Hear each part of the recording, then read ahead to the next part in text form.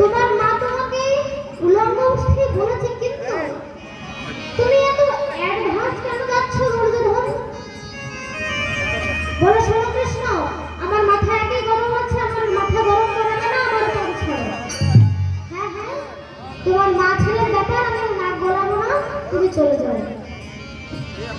আর যেই দুর্যোধন যাবেন বলে পা বাড়িয়েছেন বাবা, অমনি ভগবান বলেন, আরে আরে আরে আরে আরে আরে, দাঁড়াও দাঁড়াও দাঁড়াও দুর্যোধন, তুমি যে এই অবস্থায় যাচ্ছ, এখন ভোর 3:30 বাজছে, এটা হচ্ছে ব্রহ্ম মুহূর্ত।